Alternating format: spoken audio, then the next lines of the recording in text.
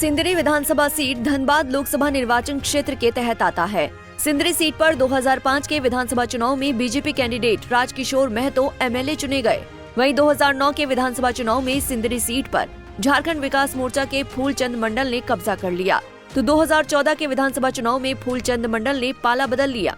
फूलचंद मंडल ने झाविमो छोड़ बीजेपी का दामन थाम लिया और एक बार फिर 2014 के चुनाव में बीजेपी कैंडिडेट के तौर पर फूलचंद मंडल ने भगवा लहरा दिया। वहीं 2019 के विधानसभा चुनाव में बीजेपी कैंडिडेट इंद्रजीत महतो ने जीत हासिल की थी, लेकिन उनकी तबीयत खराब होने की वजह से बीजेपी को नया उम्मीदवार तलाशना होगा। 2019 में सिंदरी विधानसभा सीट पर बीजेपी कैंडिडेट इंद्रजीत महतो ने जीत हासिल की थी। इंद्रजीत महतो 80,967 वोट लाकर पहले स्थान पर रहे थे। वहीं एमसीओ कैंडिडेट आनंद महतो 72,714 वोट लाकर दूसरे स्थान पर रहे थे, तो जेएमएम के टिकट पर चुनाव लड़ने वाले फूलचंद मंडल 33,583 वोट लाकर तीसरे स्थान पर थे। वहीं 2014 के विधानसभा चुनाव में सिंदरी सीट से बीजेपी कैंडिडेट फूलचंद मंडल ने जीत हासिल की थी।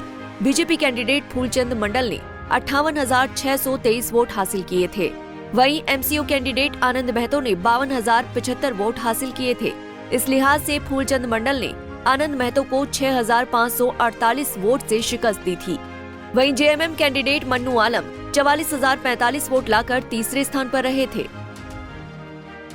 वहीं 2009 के विधानसभा चुनाव में सिंदरी सीट से जेवीएम कैंडिडेट फूलचंद मंडल ने जीत हासिल की थी, तो एमसीओ कैंडिडेट आनंद महतो को इस चुनाव में 36,288 वोट मिले थे। इस तरह से जेवीएम कैंडिडेट फूलचंद मंडल ने एमसीओ कैंडिडेट आनंद महतो को 3,760 वोटों के कम मार्जिन से शिकस्त दे दी थी। वहीं BJP candidate Rajkishore Mahto 18,793 vote लेकर तीसरे स्थान पर रहे थे। सिंदरी से बीजेपी विधायक इंद्रजीत महतो की तबीयत लंबे समय से खराब है। वहीं उनके बेटे ने भी संदिग्ध परिस्थितियों में अपनी जान दे दी है।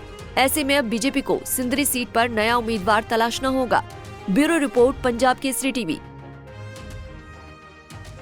हमसे जुड़े रहने के लिए हमारे YouTube चैनल को सब्सक्राइब करें और नई वीडियो की नोटिफिकेशन के लिए बेल आइकॉन को दबाएं।